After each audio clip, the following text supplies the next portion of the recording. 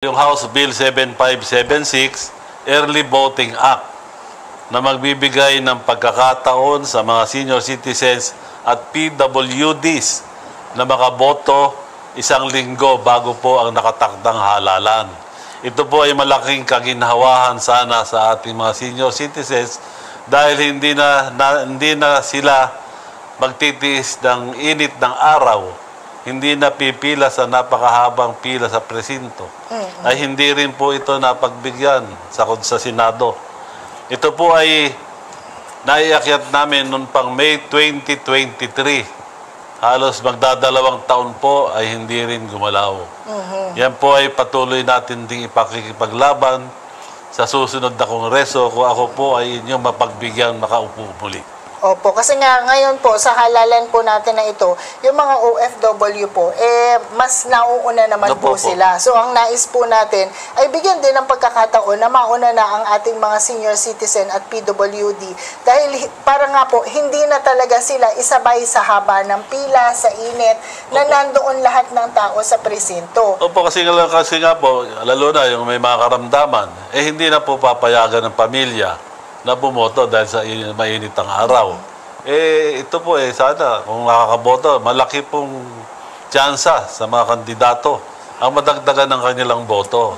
Dahil pagka po eleksyon at mainit, hindi po nakakaboto ang mga senior citizens. So, idadagdag ko lang din po, ipaalala lang natin, ngayon darating na halalan, sabi nga po ng ating COMELEC Chair George Garcia, yung mga senior citizen po, prioridad po sila sa pagboto. Kaya pagka senior, inuuna naman po yan sa ating mga presinto at magbubukas din po sila na ilang mga mall para naman mai-accommodate. Kasi lalo pa ngayon, napakainit ng panahon. Mahirap din ito sa kalusugan ng ating mga senior. Kaya sinasabi po natin, talagang bigyan natin ng prioridad ang ating mga senior citizen. At ako po ay nagpapasalamat kay Chairman George Garcia at ginawa niya yung mga bagay na yan. Yung mga seniors ay binibigyan niya ng pagkakataong bumotong maaga, 5 to 7 po na umaga. At yung iba po sa mga malls, ako ay nagpapasalamat po kay Chairman George Garcia. Opo. Meron pa po kayo, napakarami nyo po actually gustong ihain, pero ano po ba yung talagang mas importante pa? Siyam po itong ating inahin.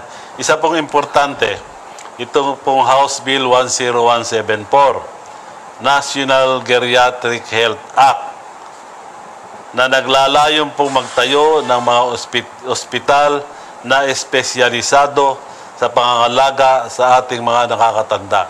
Ibig pong sabihin, magpapatayo po tayo ng geriatric hospital sa bawat rehiyon para po sa ating exclusive po sa ating mga senior citizens. Hindi rin po tayo pinagbigyan sa Senado. So, tama po, dahil sinasabi nga kung may children's hospital, may ospital na tumatanggap para doon sa lahat, maganda din naman na talagang mapagtuunan ng pansin. Ito pong mga ihinahain po na ito ni Congressman Ongpong, ang sinasabi po nila, ito lahat ay para sa benepisyo ng ating mga senior citizen. Kasi ito naman na yung panahon, Kong, di ba? Tayo naman ay magbalik ng ating maibibigay sa ating mga senior dahil sila yung naghubog sa atin, sila yung nagpalaki sa atin, sila yung marami nang nai-contribute sa ating bansa. So it's high time naman na let's give it back to them. Di po ba? Opo. Kaya nga po ginagawa natin. Dahil sinasabi ng mga seniors natin, tayo raw na kinatawan ng senior citizens ay walang ginagawa sa Kongreso. Mali po yun. Ginagawa po natin lahat. Ang problema, yung pong ating katuwang sa Senado, ay hindi naman po inaaksyonan. Kaya nga, ito po ay medyo, baka po magalit sa akin, sa English po, ang Kongreso ay lower house. Opo. Ang Senado po sa akin is lower house. Ganon po ang dahil sa akin po yun, sa akin po yun. Sa inyong sariling pananaw po yan, lilinawin lang natin. Sa lilinawin lang natin, dahil ito nga din po, ang sinasabi nyo, dahil nga doon sa mga isinusulong nyo, ay hindi po talaga naipatupad.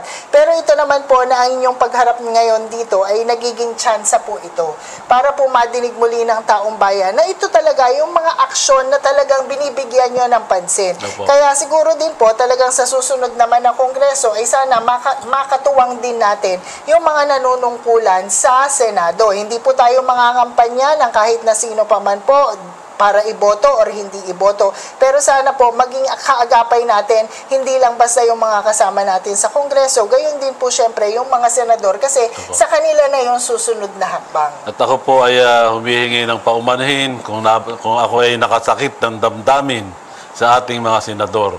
Ay pinaglalaban ko lamang po ay ang kapakanan at karapatan ng ating mga senior citizens. Pasensya na po kung kayo'y nasaktan dun sa aking nasabi. Yan.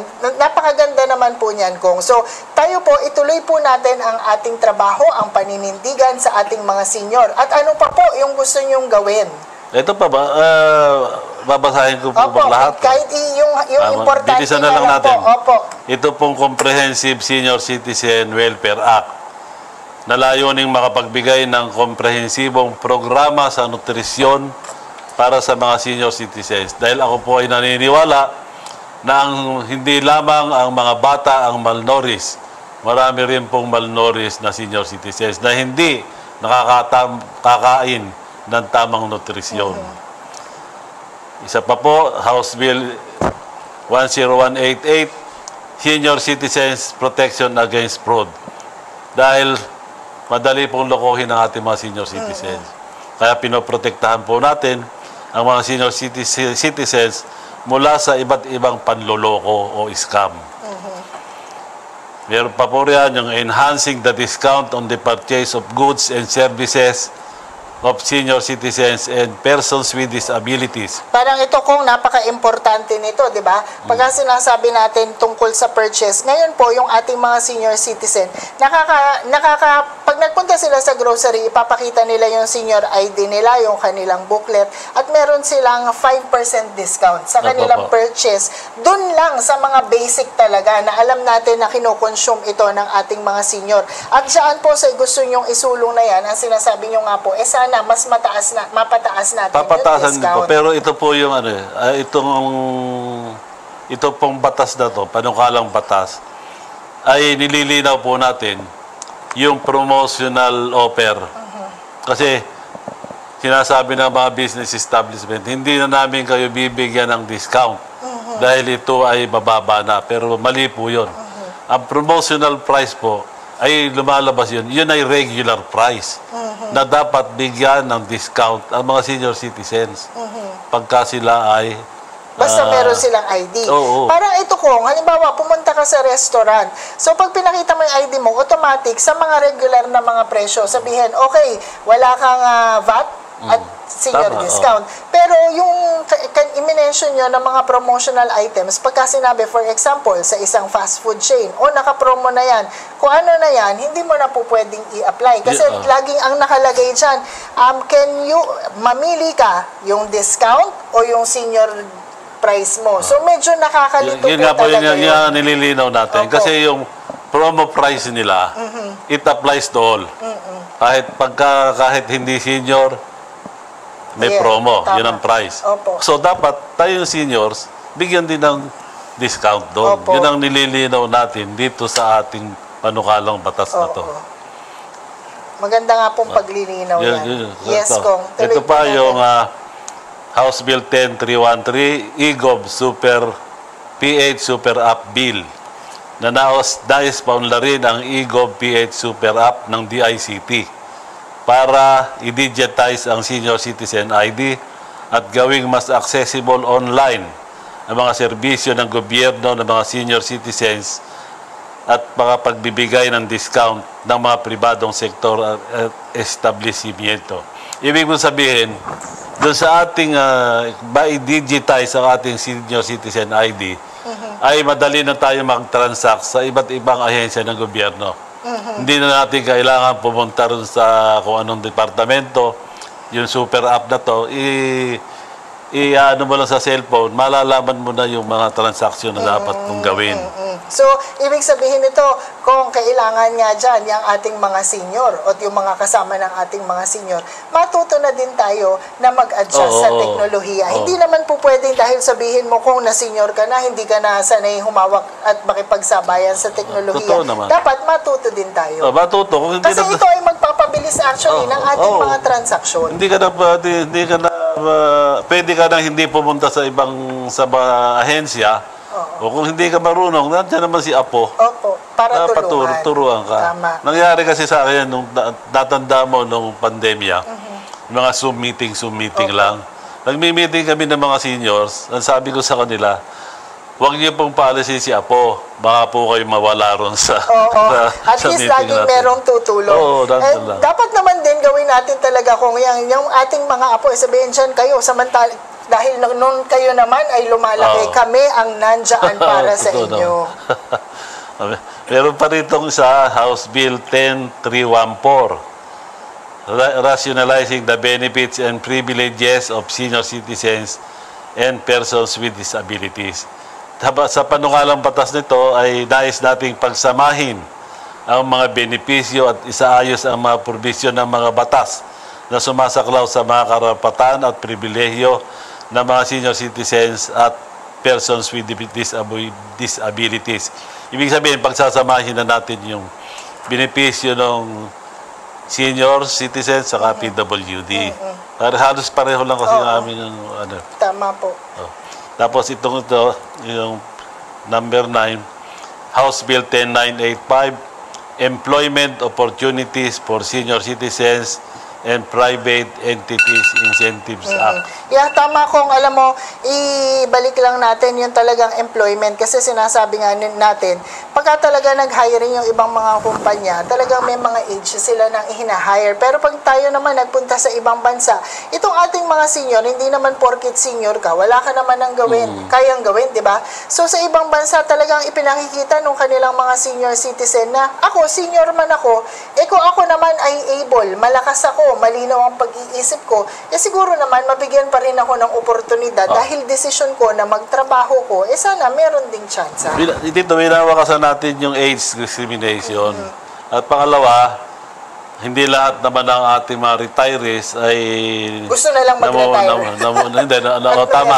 At nabubuhay ng komportable. Oo, tama po kayo. Kaya binigyan natin ng pagkakataon, bibigyan natin pagkakataon ang mga senior citizens na makapagtrabaho pa. Tama. Yung kaya at may kapasidad. Yes, napakaganda niyan. Kasi alam mo, yung iba din, parang dahil binigyan na din sila ng retiring age na 60 or yung iba nag-extend pa sa 65. Pero sila gusto pa nilang magtrabaho dahil talagang malusog, malakas ang kanilang pangangatawan. At sabi nga nila, maski naman kung yung mga nag-retire, hindi po pwede na basta nag-retire ka na lang kasi mas lalo ka daw na manghihina. Kaya dapat ituloy-tuloy mo lang din hanggang iyong makakaya. Tama naman. Kung alam mo, napakaganda pagka pinakinggan natin kung ano tong mga gusto mong gawin para sa mga senior citizen ng buong Pilipinas. Kasi yung House Bill 7576, Early Voting Act, na magbibigay ng pagkakataon sa mga senior citizens at PWDs na makaboto 1 linggo bago po ang nakatakdang halalan.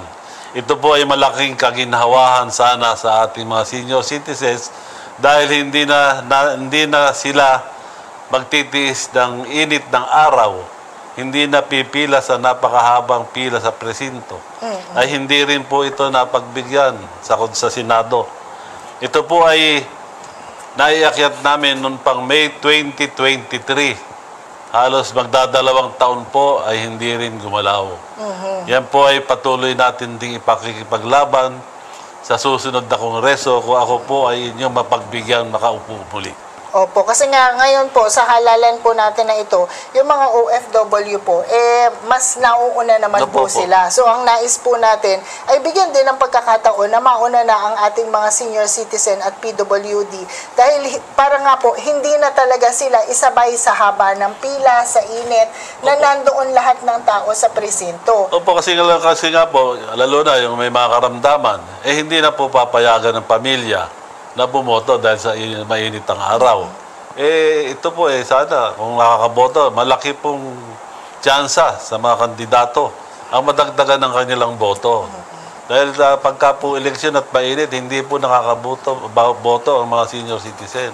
Tsaka, idadagdag ko lang din po, ipaalala lang natin, ngayon darating na halalan, sabi nga po ng ating COMELEC Chair George Garcia, yung mga senior citizen po, prioridad po sila sa pagboto. Kaya pagka senior, inuuna naman po yan sa ating mga presinto at magbubukas din po sila ng ilang mga mall para naman mai-accommodate kasi lalo pa ngayon, napakainit ng panahon, mahirap din ito sa kalusugan ng ating mga senior. Kaya sinasabi po natin, talagang bigyan natin ng prioridad ang ating mga senior citizen. At ako po yung nagpapasalamat kay Chairman George Garcia at ginawa niya yung mga bagay na yan.